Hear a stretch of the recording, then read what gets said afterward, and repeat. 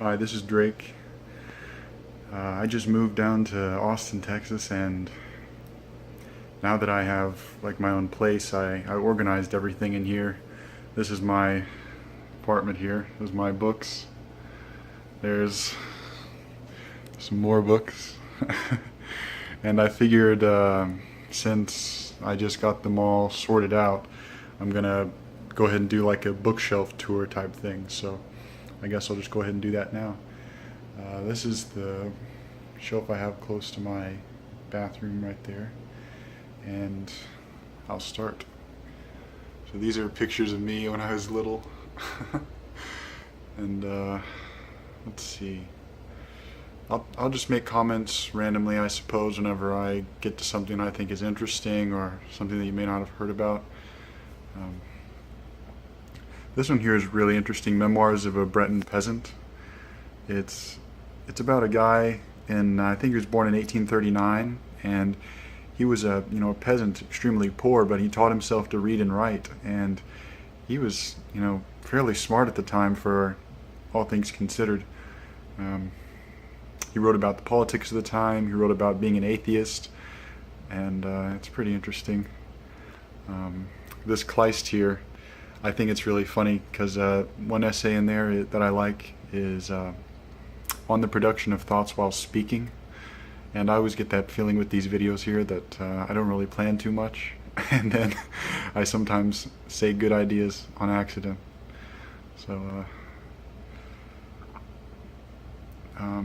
So Green Henry here, how I heard about Gottfried Keller was from that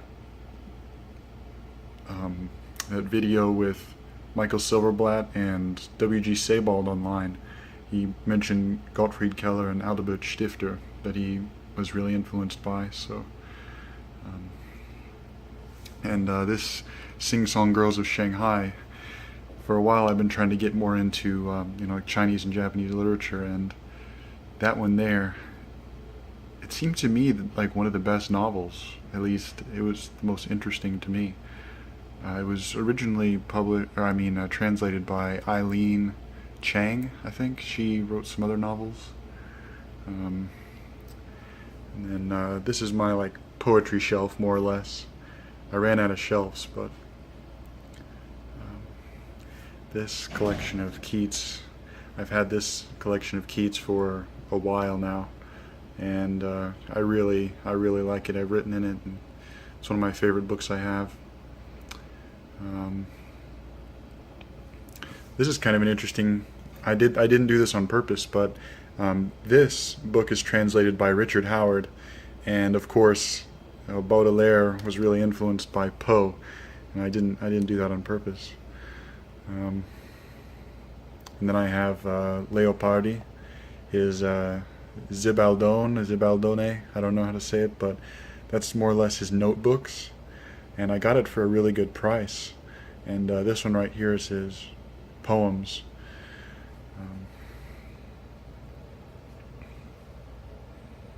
This is my collection of Paul Celan that I really like.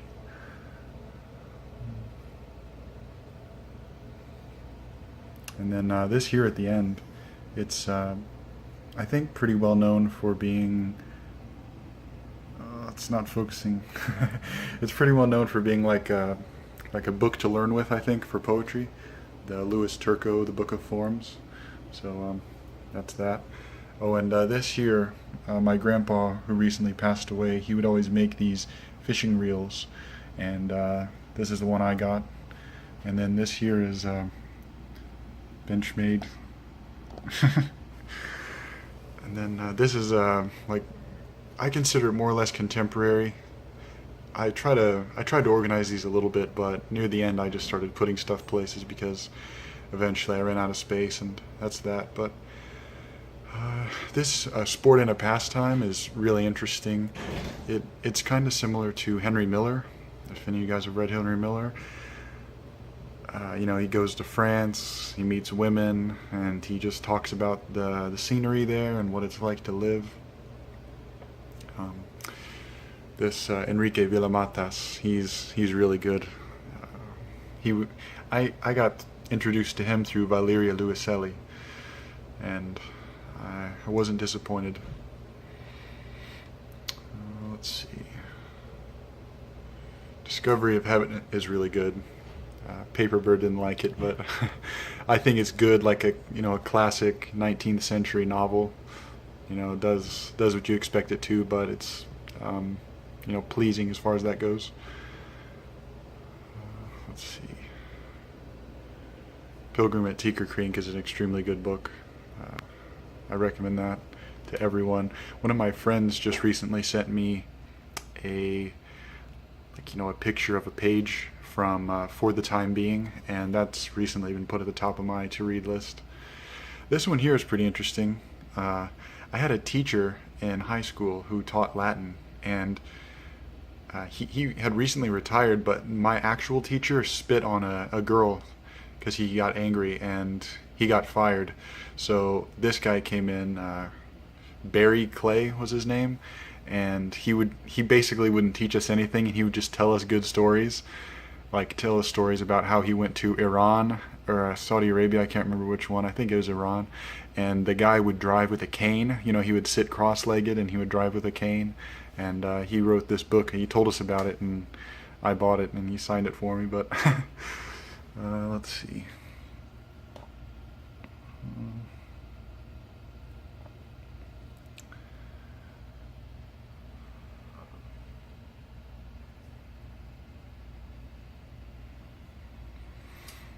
This Preparation for the Next Life is a pretty good contemporary novel, published by, written by Atticus Lish, and his father is Gordon Lish, that famous editor. I thought it was definitely worth reading, and I hope he makes better books, because it wasn't like extremely good, but I think he has a chance of making a really good book. This one here, Earth Abides. That was, I think, the first book I read. I took a big break of reading during my teen years, and then I read that book, I think, the summer before 8th grade, and it became, it pretty much got me into reading that and Edgar Allan Poe. So, and then right after that, I think I found that collection of Goethe, because I just read that because I was interested in post-apocalyptic stuff, and then I started going to the library because of that book, and then I found that Random Chance Italian Journey by Goethe, and then that's what got me into all of that stuff. I've had these books for a while. The Stranger and the Myth of Sisyphus by Camus. I read those, probably 9th grade. Ninth, I think 9th grade, maybe 8th grade, but I like those. Let's see, what else? There's the bottom shelf. I don't hear many people talk about this one here, Tejano. I haven't read it yet, but it seems like a really good book. The Alan Weir, he has videos on YouTube of talks and stuff he does, and he's very intelligent, so it's kind of interesting that it didn't get famous. I have The Tunnel there. I haven't read it. I also haven't read Infinite Jest.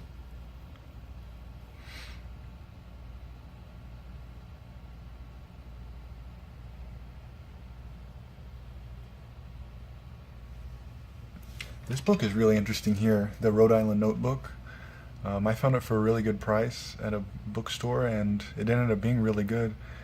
It's more or less a notebook that a guy wrote after he had divorced his wife, and he lived in Illinois at the university, going to a university there teaching, and his wife lived in Rhode Island, and his daughter, was also with the wife. So it's more or less just his thoughts, and it is really, really hilarious. Honestly, it's from, I think, the early to mid 2000s, so it kind of has jokes about that stuff, but it's pretty good. And this one here, it's pretty neat. I got that when I went to Santa Fe, the Delight Makers. It's Bandelier, I think, was a German anthropologist, more or less, but he wrote that novel trying to describe the the lifestyles of the native people there. So I thought that was pretty neat. And then here I have, I went to the library today here, and I got some good books. The Memoirs of Waldo Frank, Tender Shoots by Paul Morand with a foreword by Marcel Proust, Valéry the Analects.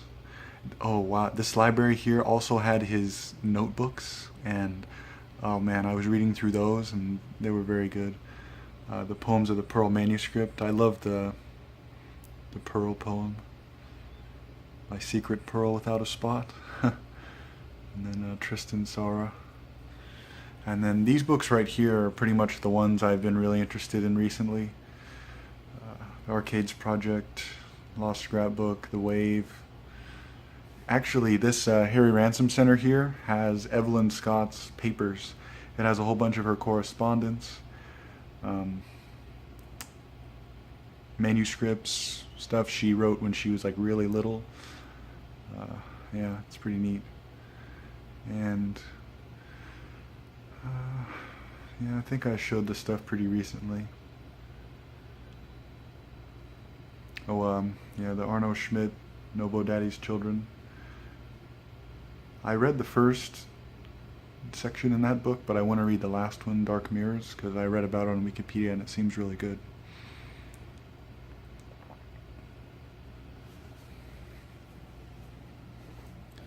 And then these are some books that didn't fit anywhere. The Mayas is, I think it's considered one of the best Portuguese novels, like from Portugal. It was Saramago that said that.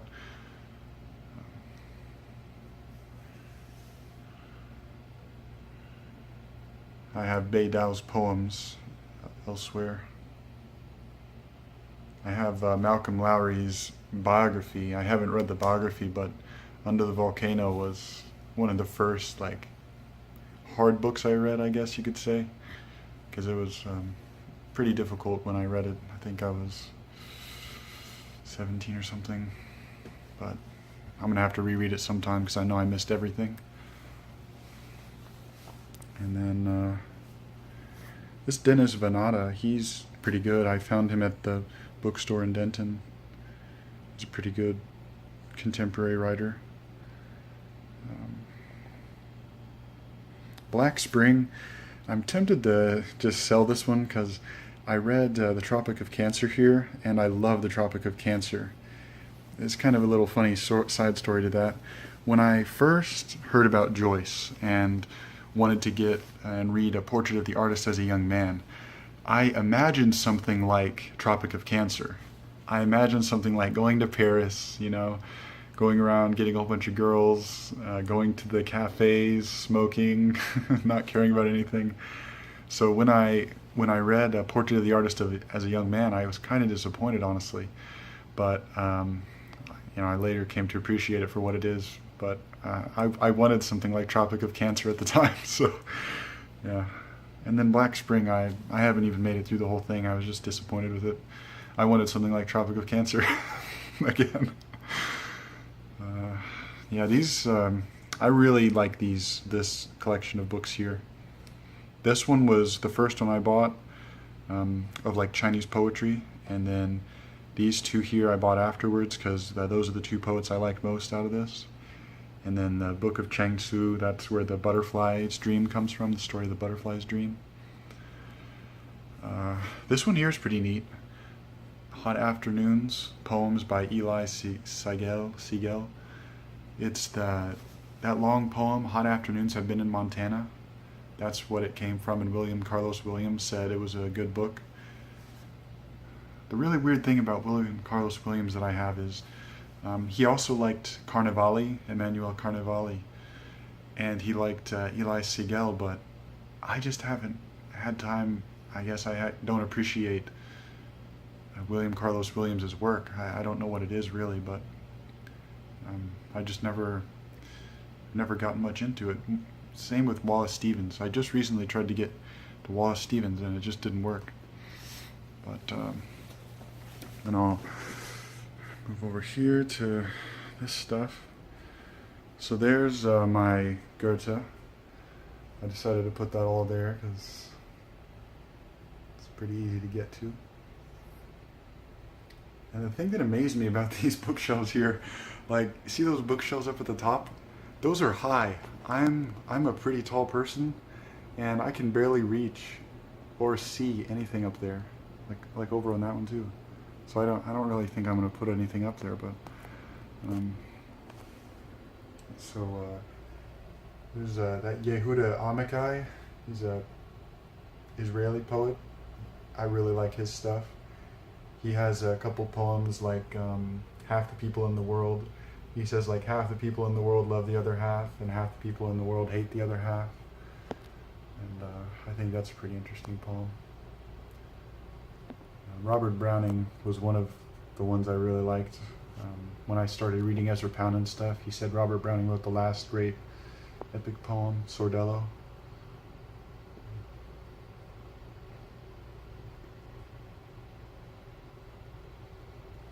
And then here's my like non-fiction section, I guess.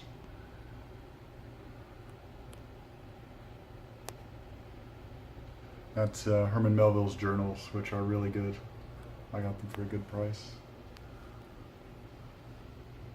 And that Ray Monk, Ludwig Wittgenstein, it's a really good biography too.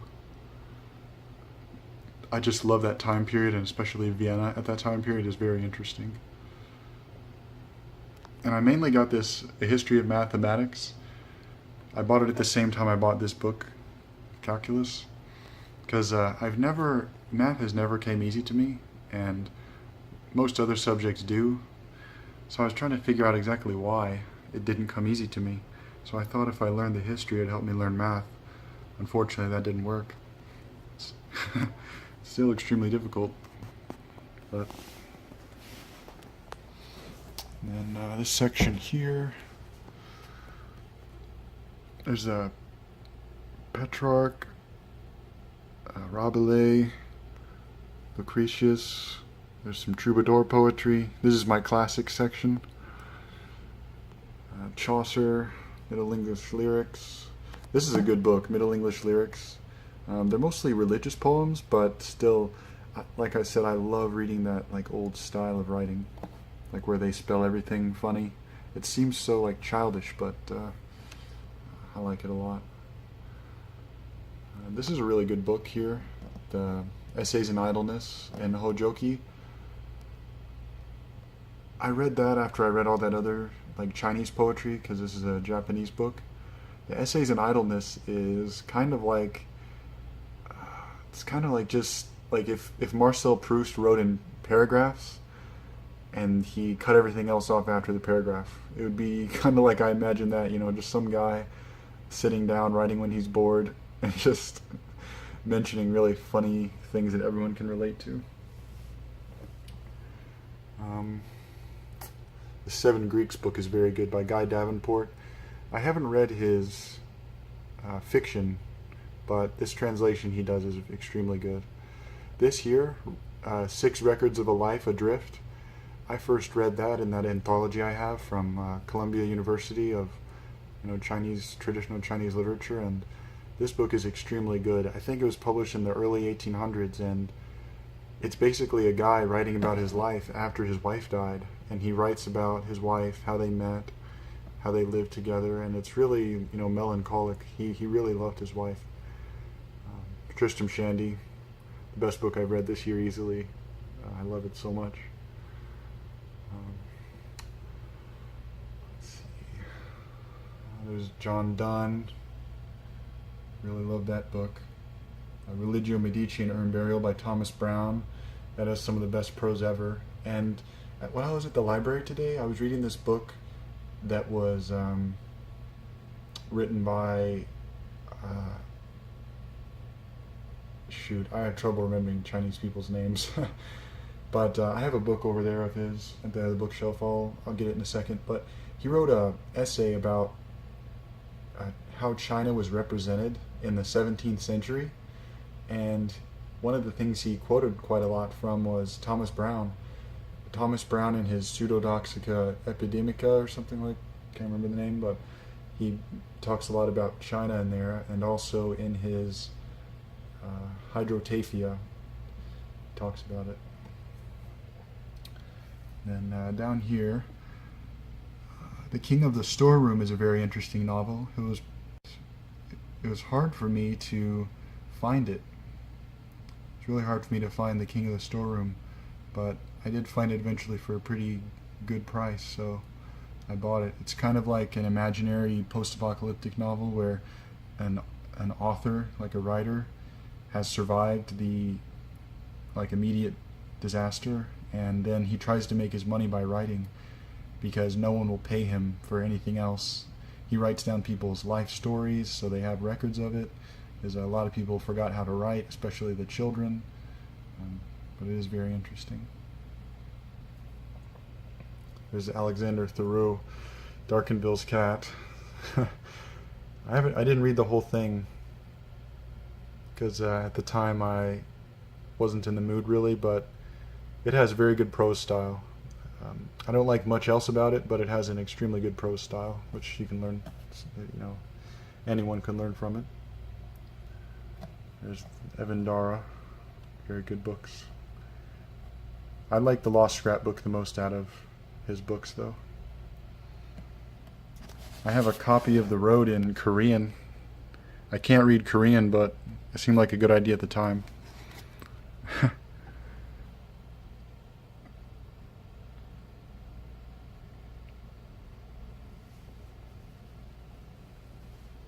And this is another Alexander Thoreau, An Adultery. And I guess I'll just show you these two.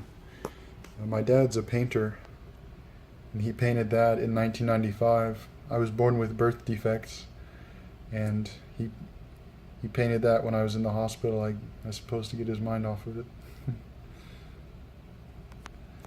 And he also did these two. I really like them both. And then this is the last bookshelf. There's me and my brothers. And let's see. Yeah, Pedro Salinas. He came from the early 20th century, along with Antonio Machado and all those guys. And I liked his poetry the best, really. Antonio Machado was very good, but out of all the other guys, I liked Pedro Salinas, so I decided to get his collected poems. Gilberto Owen, I learned him from Valerio Luiselli, and he has some really interesting ideas. In his letters, he would write to his friends talking about little deaths, I guess you could call them. How he would just be walking down the street and really nothing special would happen, like maybe a girl in a white dress would walk past a little gap and he saw her white dress flash. He had this sensation that he had just died in that moment, and then he just continued on his life normally, but he imagined that life, you had these little deaths that just pop out of nowhere and happen.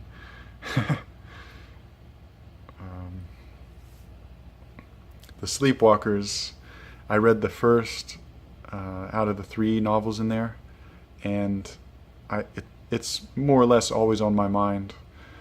I need to read the whole thing, but there are just, as you can see from this video, too many good things to read. This Business of Living, Cesare Pavese, it's a very good diary from, I think, from 1930 to 1950, around that time period. He was a poet. That's his complete poems. Oh yeah, 1930, 1950. No duh. But he writes some really good poems, but I really like him most for his diaries. He was, he was pretty sad, pessimistic. He had to deal with what they call depression these days. And he did eventually kill himself, but I feel like he had a good reason for it in the end. Alfred Doblin. He's one of the most imaginative authors I've ever read. He has a story in this collection, Bright Magic, which was just published by the New York Review of Books Classics, called The Murder of the Buttercup.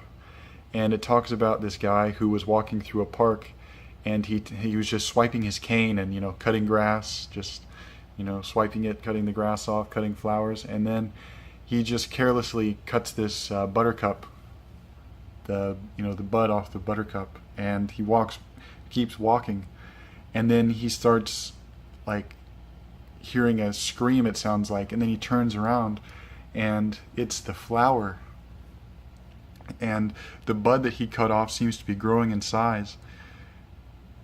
Like kind of like how things that come closer to you get bigger, but it wasn't actually getting closer, it was just getting bigger.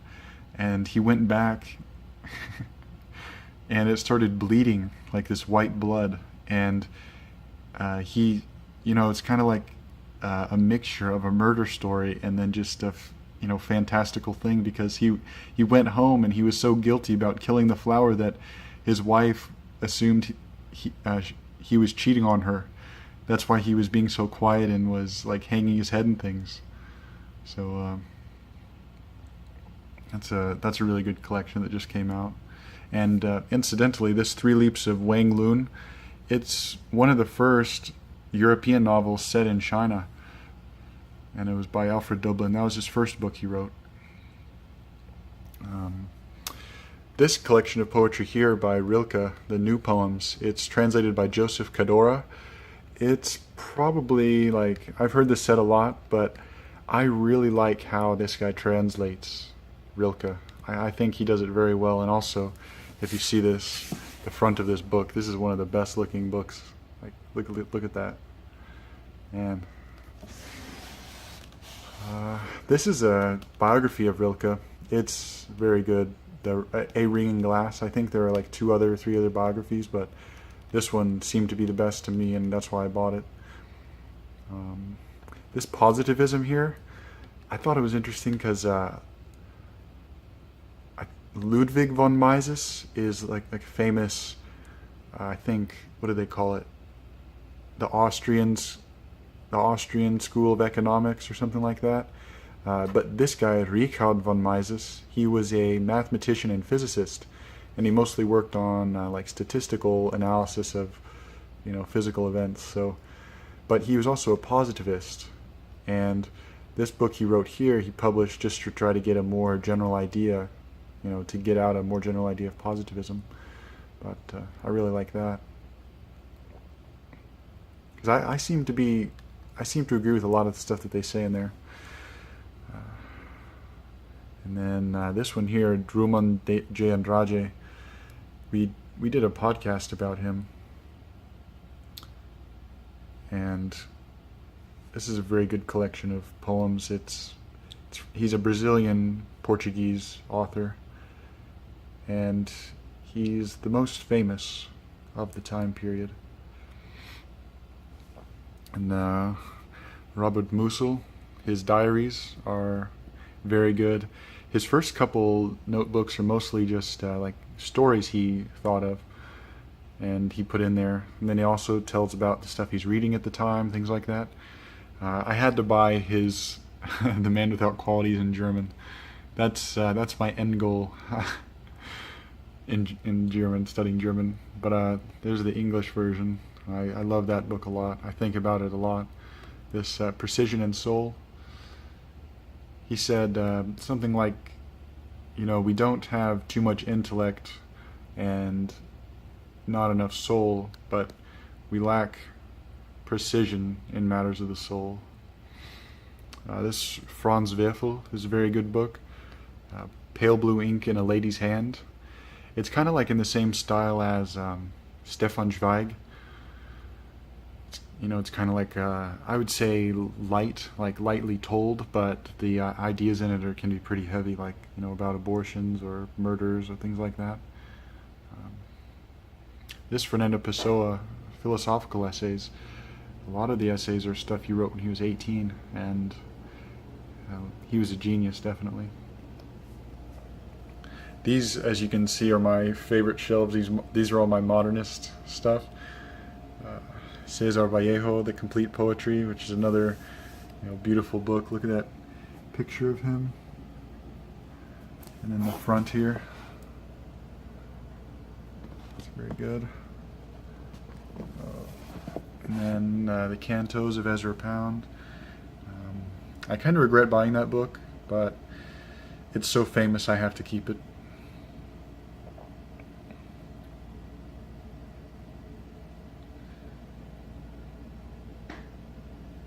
John Crow Ransom is another poet I really like at this time period.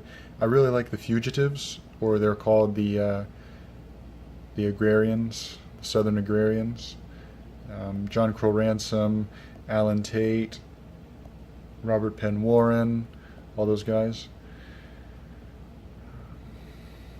There's Maeterlinck, The Intelligence of Flowers. It's a very interesting book. Antonio Machado here. Ernest Hemingway, Boris Pasternak. Here's my two Faulkners. That's a drawing my dad did for me for my birthday. There's a Celine, Journey to the End of the Night. I didn't like that book very much. And this is my like my favorite shelf that I keep right next to my bed.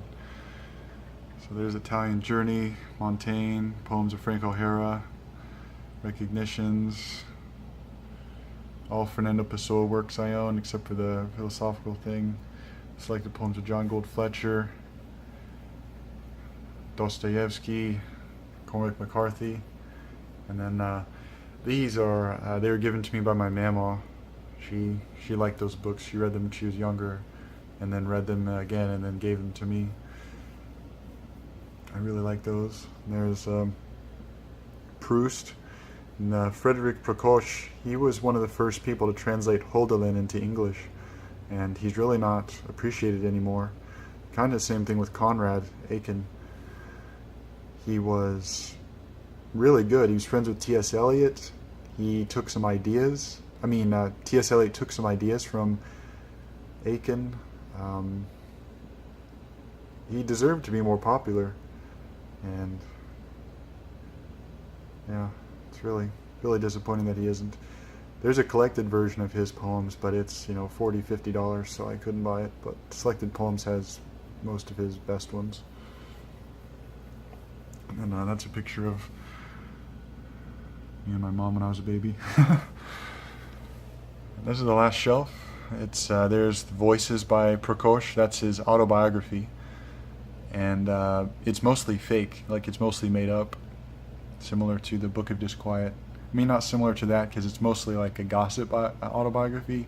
It tells about how he met Hemingway, how he met Thomas Wolfe, and all this stuff. How apparently him and Thomas Wolfe met at a Chinese restaurant, and he tells about how that went down. On Elegance While Sleeping is a recent book I picked up. It's an Argentinian book from 1925. It's kind of like a diary, a journal sort of thing. There's Ulysses, or as Americans say it, Ulysses. This is John Gould Fletcher's autobiography, Life is My Song. He's oddly similar to me. It's kind of unfortunate for both people. Robert Frost. I don't like Robert Frost that much, but he's so popular, and he does write good stuff. I like the sort of more formalist stuff that he writes. There's Finnegan's Wake, Valéry Montchartiste, Archibald MacLeish collected poems. This is the guy, Qian Zhongshu. He was the guy who wrote that essay about Chinese in 17th century English stuff.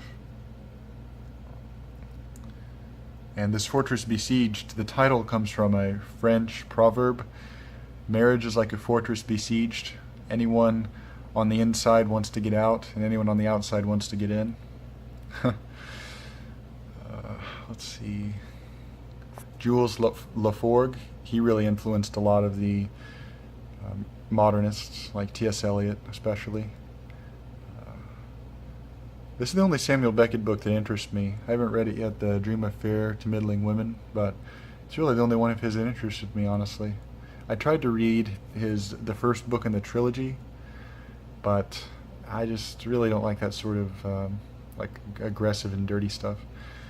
This one here, Georg Trakl, he was one of the ones that Wittgenstein donated money to. It was this guy and Rilke, and I think someone else maybe, but he gave them each, a decent amount of money just to survive, because Wittgenstein, I think, kind of felt guilty that he was so extremely rich, and these guys who were, brilliant didn't have any money. This is Hart Crane's letters. I think someone someday should write about Hart Crane's letters like he wrote about his grandmother's love letters. I think that'd be a good poem. T.S. Eliot, Petersburg, My Belly. That's one of the 4 books that Nabokov said were the best of the 20th century. I think it was that, The Metamorphosis by Kafka, Ulysses, and Proust, if I remember correctly. This one, Pray. This Contramundum Press, see that? Contramundum Press. Apparently their main goal is to get this guy more famous, Miklos Senkouthi, but they also publish a lot of really other interesting books. They're the ones that published that Philosophical Essays of Pessoa, and then there's my James Joyce. It's the original 1922 Shakespeare and Company edition. That's why I wanted to get that. And then the Collected Poems of Robert Penn Warren. That's one of the most expensive books I bought, the Collected Poems of Robert Penn Warren. I think it was like $50. Decided to splurge and get it. Oh, by the way, this LSU Press, it is one of the best publishing houses right now for American literature, in my opinion. They publish Evelyn Scott, they publish Robert Penn Warren, those 2 alone, and then they also publish like Andrew Little. It's very good. It's very good for Southern literature, I should say. But yeah. And then these are the 2 books that I have on my bed. I'm trying to read more contemporary stuff, but I did realize I have way too much contemporary stuff. Like, it fills up half a bookshelf, and really I don't like it that much. I don't like it nearly as much as I like more modernist stuff, but it's just hard to come by some modernist stuff. But yeah, Europe Central. Shostakovich is one of my favorite composers, and I read that Europe Central, one of the what's it called? I don't know. One of the recurring themes, I suppose, is Shostakovich's eighth string quartet, which there's an anecdote about that apparently he wrote that because he didn't think anyone would write music for him for his own funeral, and he thought he may die or kill himself around the time that he wrote it, so he wanted to write him some good music. And November, it seems like the kind of book that I'm going to end up writing. It's just about a random time in France in a factory, and it's just, about mundane events, kind of like how the modernists do it, making good things out of nothing, so to say. But yeah, that's it. It's all my books. That's all that. My desk. Oh, and one other interesting thing.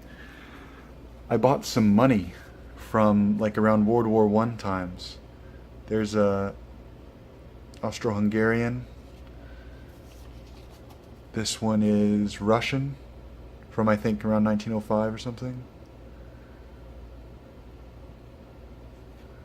This one's a little bit after World War I. It's whenever the hyperinflation happened, and this is 50 million marks. 1923. That's when they had, to start cranking out money because it cost $1 million to buy some bread. Stuff like that. And this is a German one, a normal German one from 1914. But yeah, I just I just love that time period so much. But the only shame is if you try to buy British money or American money, it's all super expensive. But yeah, there's that. So that'll be all. If you have any questions about any of these books, I can try to answer them, or if you have any recommendations for me, this is my whole library.